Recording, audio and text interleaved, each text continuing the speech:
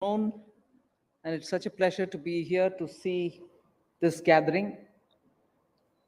As I was entering, I just checked up because since the morning, the few people who met me have been speaking about this gathering here and told me it's a huge affair.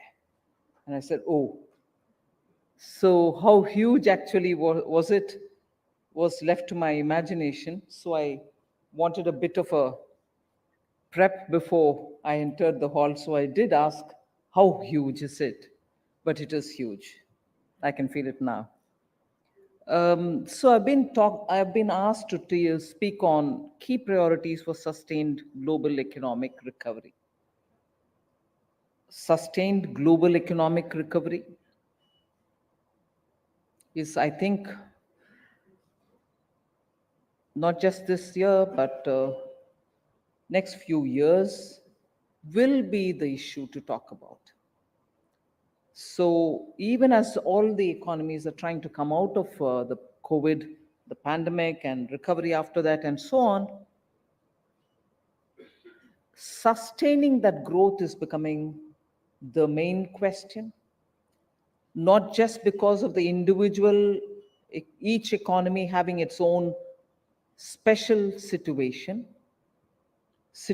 which has come out of the way in which each of us have handled the COVID time lockdown, and also because the impact of the Russia-Ukraine war, the impact has affected us in different ways.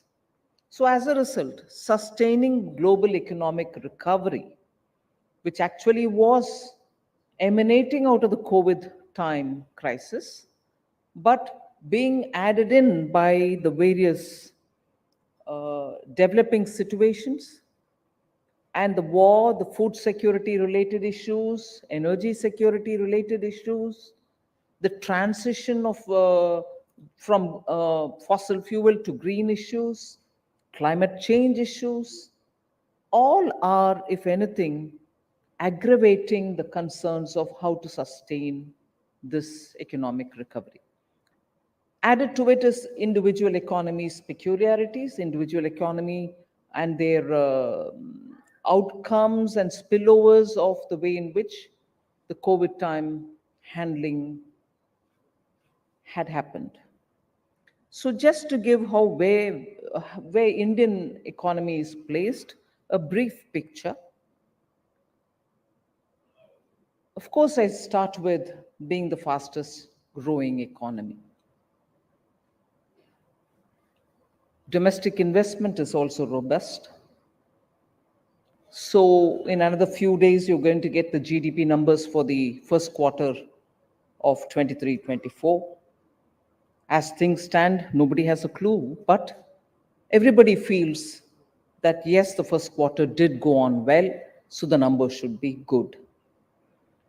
So India has actually showcased an accelerated pace of economic reforms in the last 9 years. Reforms had been sporadic before that, not to say that it didn't happen at all. It had happened since 91. All of us are talking about reforms, but it had been not predictable and very sporadic. In contrast, as to what had happened in these last 9 years, is that reforms, even during COVID period, had happened because we thought that was an opportunity rather than a challenge. So reforms have been continuing. Wide-ranging domains have been covered, whether it's fiscal, whether it's digital, whether it is physical infrastructure or social inclusion. You spoke about inclusion, yes, on social inclusion as well. So all these have positioned India on a higher and sustainable growth path. The budget in the government's budget had increased the capital outlay by about 33% in 23-24. The capital expenditure in total expenditure has gone up from 12.3% in 18 to 22.4% in 24 financial years. And I'm only quoting the budget estimates. Several measures have been implemented by our government, and it has incentivized states to increase their capital spendings. State capital expenditure has increased by 74.3% year on year in Q1 of FY24. To complement that of the center's capex had increased in the same period by 59.1% for the same quarter. So, because of the enhanced provisioning, a doubt which was in the mind of a lot of people earlier said, what will happen to private investment if public investment is growing at this level? Actually, I'm happy to say this enhanced provision for capital expenditure by the government is now crowding in private investment. So the green shoots of a private capital expenditure upcycle can be palpably felt by most of the observers. So also the measures taken during the COVID, immediately after the COVID, have all been recognized by international agencies, saying 13.5 crore Indians escaped multidimensional poverty between 2015-16 and 2019-2021. So this is attributable clearly to the government's strategic focus on achieving universal access to basic amenities. So escaping poverty, this bulk section which comes out of this is naturally going to form the layer of the aspirational middle class, hoping to better their livelihood, better their living standards, and also expect to access most of the services which are so required for good health and good education. So this naturally is going to bring in the virtuous cycle of consumption, savings, and human capital accumulation as well. Now, if I were to therefore go back to talking about the topic that you've given me, there are 5 things which I'll highlight as key priorities for sustained global economic growth. For global economic growth, my priorities would be taming inflation. So that's critical and absolutely critical. There's a lot of expectation on what the Fed is going to say from Jackson Hole. All of us are wondering how that is going to come out, because its spillover is also something which we notice. So key priority for economic growth is taming inflation, because persistently high inflation will weaken demand. It's basic economics. I'm not saying anything new. Equally, elevated interest rates for considerable time can come in the way of economic recovery. So the tendency to use interest rates as the only solution for dealing with inflation has its own downside. And most economies do have this problem, because I think, for want of a better word, obsession with using interest rate as the only tool to deal with inflation and not manage the supply side factors will not give a complete solution for inflation. Temporarily it can give, but sooner the supply side issues can creep their ugly heads up. So the task, therefore, for the central banks, and I know I'm treading on an area which people would be curious to know, did she comment on central bank? But task for central bank, therefore, will have to keep, particularly in today's context, is to keep in mind growth and growth-related priorities, even as equally looking at controlling inflation. The fiscal deficit needs also to be restrained. Otherwise, inflation is not going to be wholesomely defeated or brought under control. The second of the priorities I'd like to put before you is increasing the emphasis on investments to spur growth. That's a sure shot route to achieving growth, sustained growth, and therefore investment in physical assets needs to be substantially raised, driven by the public sector if it is possible, and complemented by private sector. So the public sector may also have to take the lead until the private sector steps in. That's the story which is happening in India, and you see unrelentingly government of India looking focused for increased public expenditure. But I can see that it is also now attracting private sector to come in and invest. To have a large multiplier impact on recovery and growth, therefore, investments is the best answer. The labor force participation and also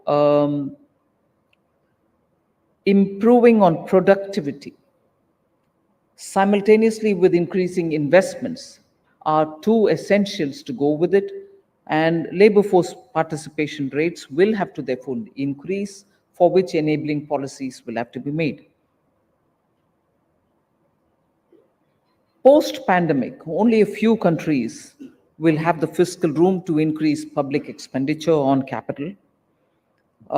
Yet, it has got to be increased. There is no way of looking at constraints and saying I can't have expenditure from public for capital increase.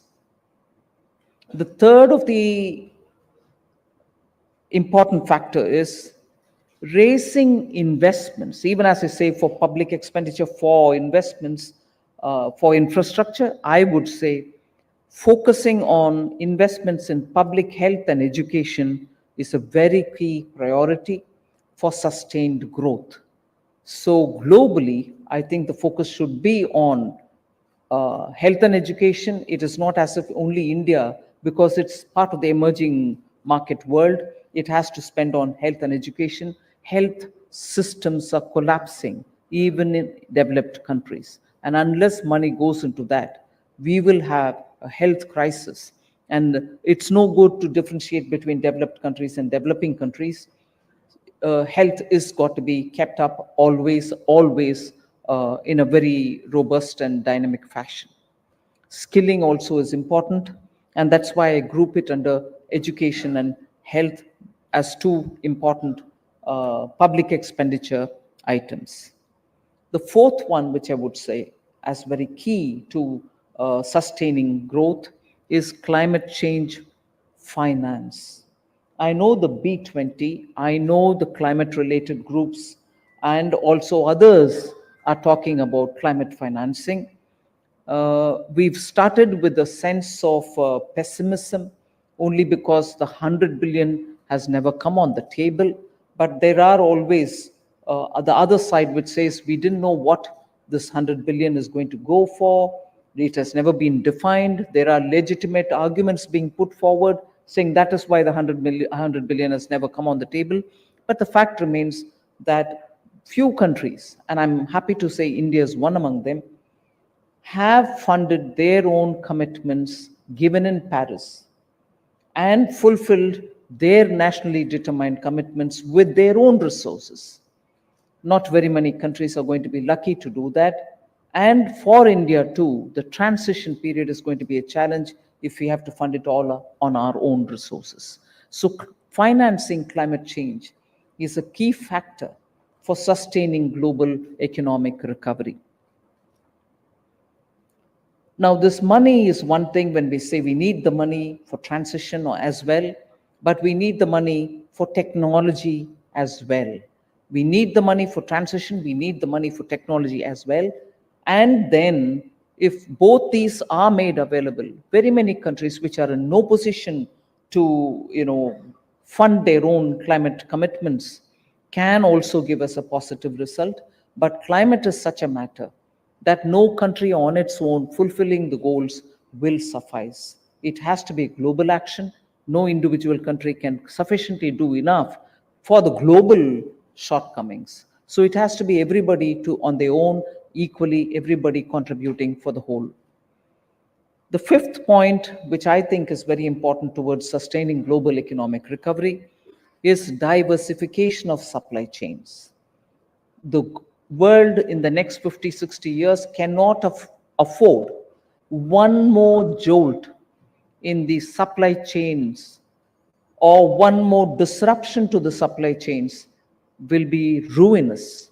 And therefore, unless we quickly diversify our supply chains, well functioning international markets with resilient and efficient supply chains are the ones who can help us in sustaining our growth.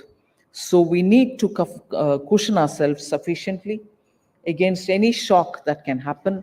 So it is a old wisdom: putting all the eggs in one basket is not going to help. For the safety of everybody and also for ensuring global stability, and therefore, of course, talking about global recovery, we need to have supply chains diversified. Now, in particular, strengthening India's position in the global economy over the next decade, I have just a few thoughts to share with you, and I'm sure you have been discussing it since the morning, and you'll have probably a lot more practical solutions to come up with, which I'll be happy to hear when the outcome reports come. India is growing forward, anchored on Atmanirbhar Bharat. I think the initial doubts that very many people had about Atmanirbhar Bharat, whether it is an inward looking India that we are planning, whether we are going to stop imports, are quelled, they're completely dispelled. Atmanirbhar is more for India to be sure that every sector of its economy can grow, whether if some essential imports have to come in, we are not going to stop that. So we are focusing our approach in building an Atmanirbhar Bharat. We are focusing on infrastructure and also making sure compliance burden come down. So several sincere pursuit of reforms so that compliance is not going to be continuing to be a festering problem for us. We did remove a lot of archaic laws. Continuously engagement with industry gives us clue where we have to remove the burden, but that's an ongoing work, and I wouldn't think it's going to reach its conclusion too quickly because it's a dynamic situation there. Enough is said about national infrastructure pipeline and also the monetization pipeline. PM Gati Shakti program is also something in which we are getting layers of information as to where the obstruction for speedily taking a decision lie, and it is easy for us to cull them out. So we have adopted a transparent methodology so that compliance burden is eased out and also speedy decision making can happen. We've come up with production linked incentives, and also the particular thing which I would like to put forth before you is the semiconductor mission, which was announced in 2021, and it had an outlay of 76,000 crores, approximately 10 billion US dollars. This is expected to pay the way for India's growing presence in global electronics value chain, and I'm sure the industry is quite seized of this, and you would leverage it to your advantage. We recognize that the FDIs, the foreign capital flows, are vital for our growth story. So simplification and rationalization of foreign portfolio investors regulations are going through reforms. Increase in aggregate foreign investment limits are also being looked into. We have looked at introduction of a common application form for registration of FPIs and opening up of new channels of debt investments like the voluntary retention route and fully accessible route. So I think India stands as an attractive destination for FDIs. We are working to provide a transparent and predictable and easily comprehensible policy framework. A lot of emphasis has been placed on GIFT IFSC. Many of you who have visited the GIFT city know that that place is changing rapidly, particularly post this real-time connection between Singapore and India's exchange at the Gift City. A lot of change is happening, and it is worth looking at it. Fintech sector and also the digital markets are something which are ever expanding, giving scope for all of us to know how we can build on opportunities. The last point that I'd like to highlight critically, India's digital public infrastructure has been welcomed by every country. In fact, in the G20, I wouldn't be wrong in saying that every one of my counterpart has come before me to say what India has achieved, both in scale and the speed in putting through a digital infrastructure which is publicly held, government held, but which is accessible for private use. And it is now adapted by common Indian citizens. The combination of the three, publicly held, available for private use, and being adopted by common Indian buyer and seller, have really helped India's digital story. And there's a great lot of appreciation about the way in which we've gone about it. India Stack is now actually branding India outside, and we are happy to have knowledge shared with whoever who wishes to see how it might be, or at least one of the bricks in the India Stack could help their own economies.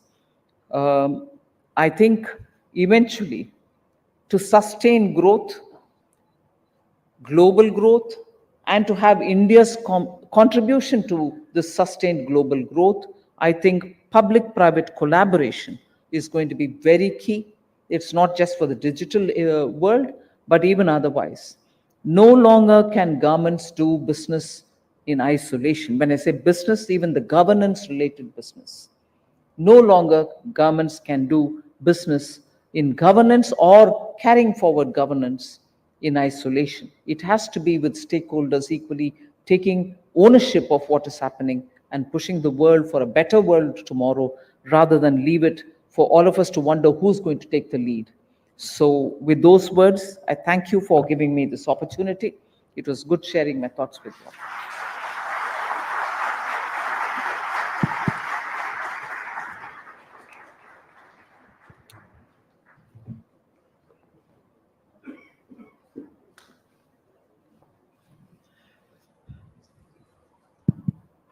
People have been reaching out, wanting to ask questions.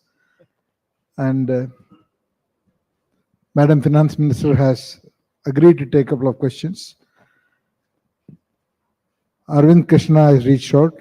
Arvind Krishna, CEO of IBM. He has the first question.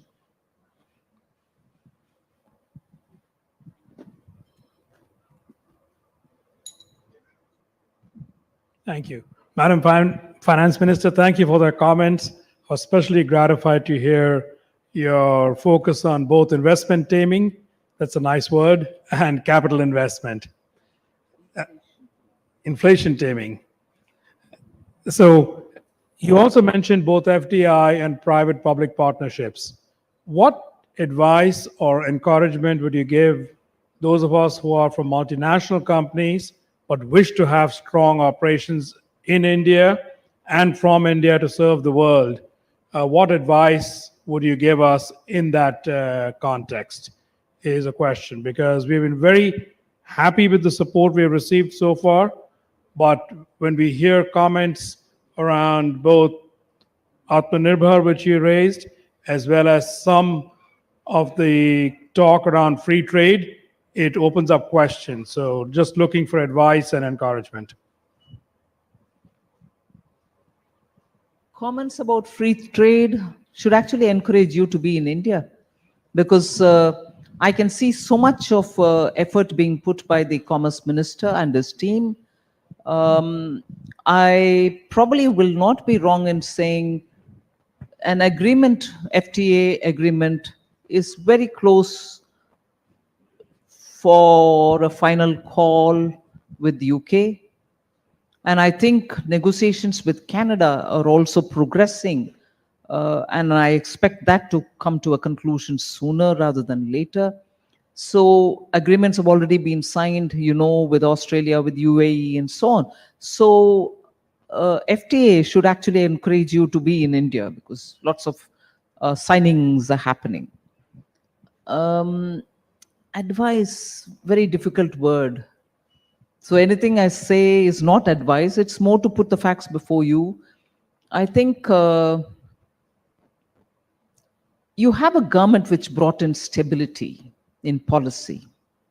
You have a government which has shown that we are not thirsting for more revenue with some tax rates being, increased here and there.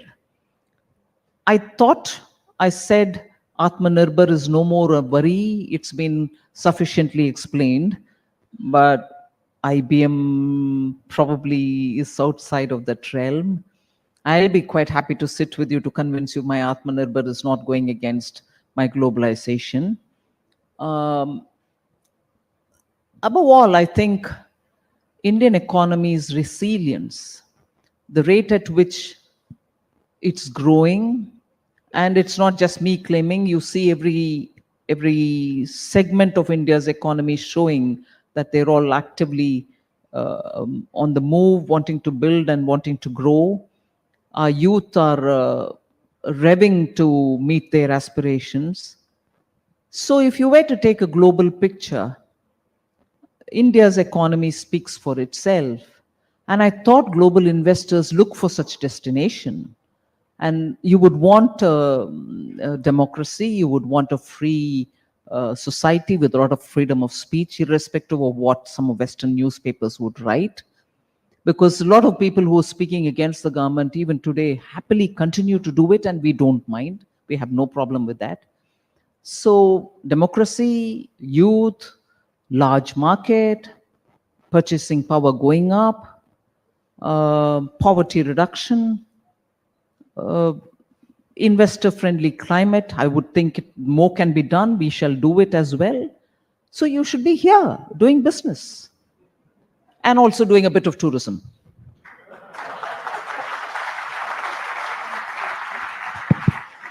Ma'am, last evening I was having an informal dinner with about 10 CEOs, multinational CEOs. They asked me what can they do. So I asked only one thing. All of you commit to spend 1 month in a year full-time based out of here. Rest will take care of itself. The second question is from, I think, Lord Bilimoria. Thank you very much, Ranja. Minister, what an excellent speech and what encouraging words about growth and encouraging investment, which is music to our ears. If I may, have two questions for you. One is, I had the privilege when I was president of the Confederation of British Industry, the sister organization of the CII, for 2 years until June 2022, to chair the B7 when the UK hosted the G7, and India was invited to the G7. Isn't it about time that India should be in a new G8? After all, it is the 5th largest economy in the world, and I predict it'll be the largest economy in the world by 2060. My second question, you mentioned FTAs, free trade agreements. I've been working from the UK side to conclude the UK-India FTA, which Boris Johnson said would finish by Diwali last year. Well, we're coming up to Diwali this year. Can you give us some reassurance that this deal will be concluded very, very quickly? And what do you think the benefits of an FTA like that are going to be, let alone the EU-India FTA, which I hope is down the tracks as well? Thank you. Well, first of all, FTA with UK, FTA with Canada, I forgot to add FTA with the EFTA countries as well. So the Commerce Ministry is definitely putting all the efforts there. And from finance, we have very closely worked with Commerce Ministry and also been part of the negotiating team. I can surely say that the teamwork between the commerce and the finance negotiating team members is showing positive results. And the speed with which it is going on now gives me certainly a hope that this year we should be able to conclude the agreement with FTA. So what are the benefits that I see? Yes, Brexit has happened, but still you can play the role of a threshold towards Europe, also the EFTA countries and the Nordic countries, I would think.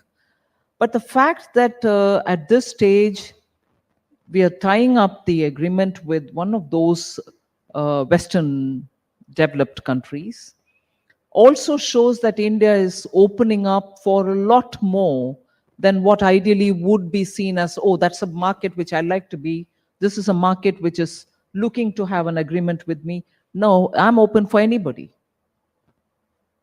Just get on negotiating with us, and mutually we should benefit from agreeing with each other.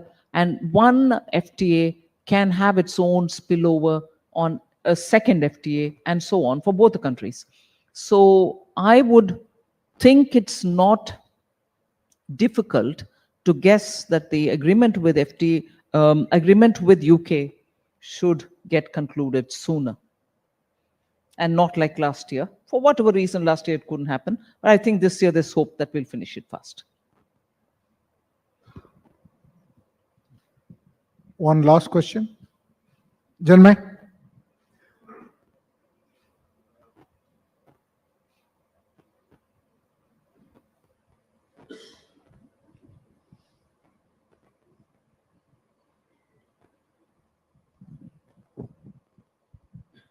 Finance Minister, we're talking about sustained global economic recovery.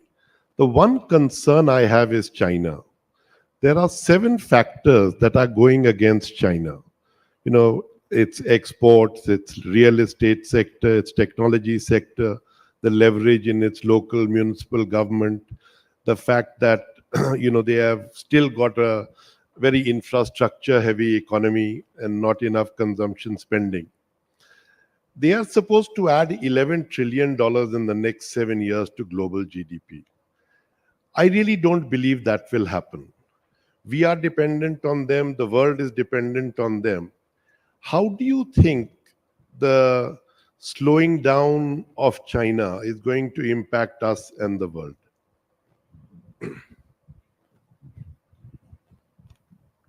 It's a matter which all of us will have to be concerned with. There's no doubt. And the impact of a slowing China, particularly with multifaceted problems about which we get scanty reports. I don't think we have sufficient information to think clearly on what exactly is happening.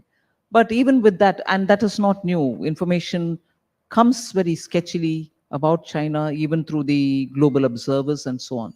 But I'd rather play the India story more for itself rather than as a, no, China's not working out, so India. No, I think India is showing strength in so many different areas, which are new age areas.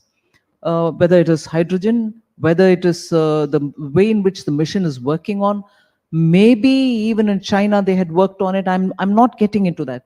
I'm more presenting India for what it has as its strength now, particularly with the young population, which is a skilled population, an English-speaking population, and a population which goes by a transparent system of governance and a system where the legal remedies are available through courts. Anybody can go. Nobody stops a foreigner or an Indian from going to the court to seek legal redress. So when you have a system, you may have 1,000 complaints saying, no, it takes long to get a decision. It takes long to, the layers of, judicial redress are too many. Whatever be it, we are trying to efficiently make them available, bring in transparency, bring in technology into decision making, and so on. So with all these changes, the earlier gripe that anyone would have had about time-consuming processes are all coming down now. So whilst I'll keep a watch on the developments happening in China, even with sparse information, what I'm more putting my energy on is, this is the moment for India. Every aspect where you need government to come in to help, and every aspect in which it has to stay away from, we are fully going by that. We want a system where it is easy to do business in India. We want to attract investment and make sure opportunities are available for all. And therefore, more than playing up on the troubles of China, I'd rather play on the opportunities that exist in India, the skills and the kind of work culture where the young are revving to go forward and they want to prove themselves. You have an efficient workforce which is amenable to the global practices. That is why I understand the global capacity centers which are coming into India are coming in a very big way. And these are small indicators of, you being able to attract people to come in India. So look at us for the responsive and stable policy giving government, which is what Prime Minister Modi gives you. Look at us for opening up the economy in some of the areas where nobody ever thought India will open up. Space. This is an area which I don't need to talk about. The memories are fresh. Only 2 days ago, you saw what India can achieve. And who are the people who are doing it there? That should tell you what kind of people exist in parts of the country which you probably never visited. Those space scientists are coming from unknown small towns, qualified, dedicated, and for the kind of money they can get outside, they've not chosen to go outside. They're here doing it and doing something which no country has done. For instance, landing in the south pole of the moon. Indian scientists have done it, and these are young men and women who come from tier 2, tier 3 cities. You would have never heard of them. They probably came to Indian Institute of Sciences. And they have given us this breakthrough in space. So you can imagine similar brothers and sisters of those who are in space today are there for you to use them and for their skills.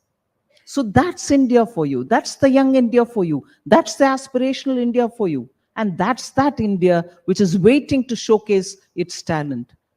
So speak for the strengths that India has and not for the suffering of somebody.